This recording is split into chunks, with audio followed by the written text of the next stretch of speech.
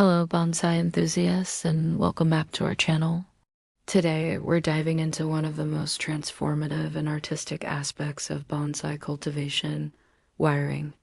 If you've ever marveled at a bonsai's perfectly placed branches and wondered, how did they do that? The answer is almost always wiring. It's the secret to guiding your tree's growth and achieving that stunning, mature look. Don't be intimidated. By the end of this video, you'll have the confidence to start shaping your very own living sculpture. First things first, let's talk about the tools of the trade.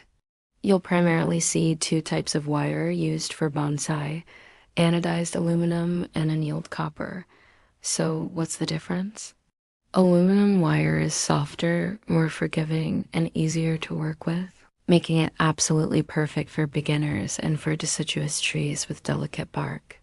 It comes in various thicknesses, typically from 1 millimeter up to 6 or more. You'll find it as great for getting the hang of the technique without risking too much damage to your tree. On the other hand, we have annealed copper wire. Copper is much stronger. Once you bend it, it work hardens and holds its shape with incredible tenacity. This makes it the preferred choice for conifers like pines and junipers, which have very strong, stubborn branches. It requires a bit more skill to apply, and you often need to anneal it yourself by heating it with a torch to soften it before use. For today's demonstration, we'll be using aluminum wire, as it's the most common starting point. A crucial rule of thumb is selecting the right gauge or thickness of wire for the branch you want to shape. The wire should be about 1/3 the thickness of the branch itself. If the wire is too thin, it won't have enough strength to hold the branch in its new position.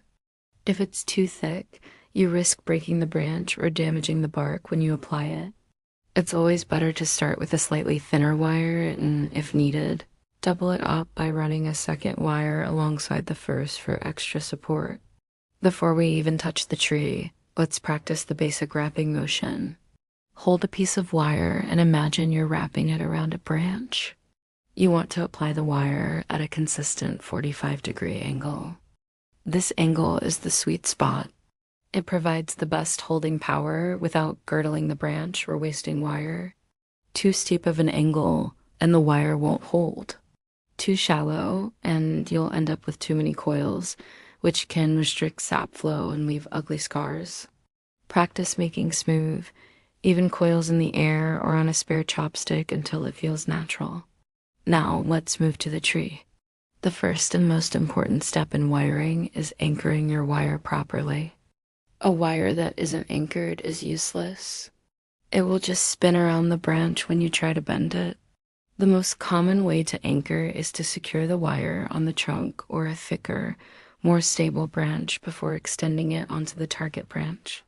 For example, if you're wiring two adjacent branches, you can wrap the wire around the trunk once between them, then extend one end to the left branch and the other to the right. This creates a solid anchor point. When you start wrapping, always support the base of the branch you're working on with your thumb and forefinger. This prevents you from accidentally snapping it off at the collar.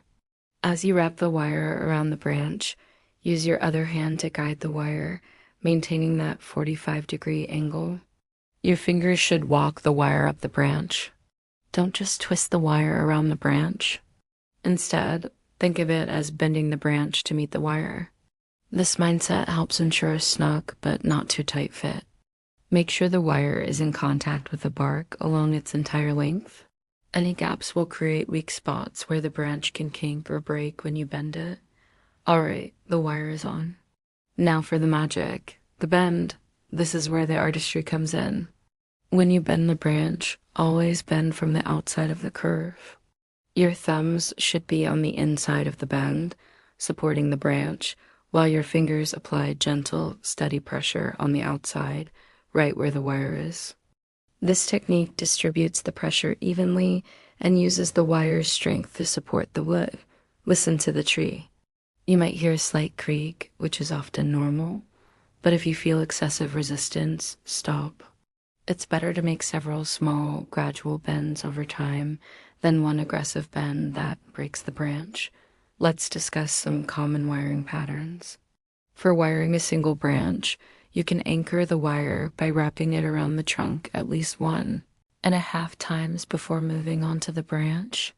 If you have two branches of similar thickness growing near each other, you can use a single piece of wire to shape both. This is called double branch wiring. Anchor the wire on the trunk, wrap it around one branch, then continue across to the other.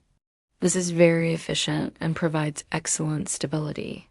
A common mistake beginners make is wiring over buds or leaves. Try to avoid this as much as possible. Gently move foliage out of the way as you wrap. If you wire over a bud, you'll prevent it from growing, and if you trap leaves, they'll die and can cause rot. Also, never cross your wires. If you need to apply a second wire to a branch, run it neatly alongside the first one. Crossed wires create pressure points that will definitely damage the cambium layer and leave unsightly scars on the bark. So, how long do you leave the wire on? This is a critical question, and the answer depends on the type of tree and how fast it's growing. For fast-growing deciduous trees like maples or elms, you might only need to leave the wire on for a few months during the growing season. For slower-growing conifers, the wire might need to stay on for a year or even longer. The most important thing is to check your tree regularly. You want to remove the wire asterisk before it starts cutting into the bark.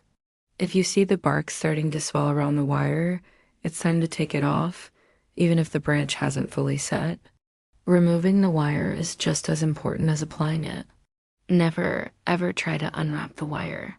This will almost certainly damage the branch and break off new buds.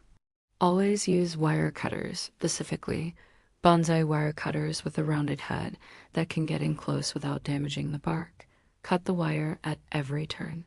Yes, every single coil. It may seem tedious, but it's the only way to ensure the branch remains unharmed. The small pieces of wire will just fall away. Don't sacrifice the health of your tree to save a few cents on wire. Wiring is a journey of patience and observation. Your first attempts might not be perfect, and that's completely okay. Every bonsai master has broken a few branches along the way. The key is to learn from each experience. Start with less important branches to build your confidence. As you practice, you'll develop a feel for how each tree responds, and your hands will learn the delicate dance of shaping and bending. This is how you transform a simple nursery plant into a breathtaking work of art that tells a story. Thank you so much for joining me today to explore the art of bonsai wiring. I hope this guide has demystified the process and inspired you to give it a try. Remember to be patient with yourself and your tree. If you found this video helpful, please give it a thumbs up, and don't forget to subscribe to our channel for more bonsai tips and tutorials. Hit that bell icon so you won't miss our next video. Happy wiring, and see you next time.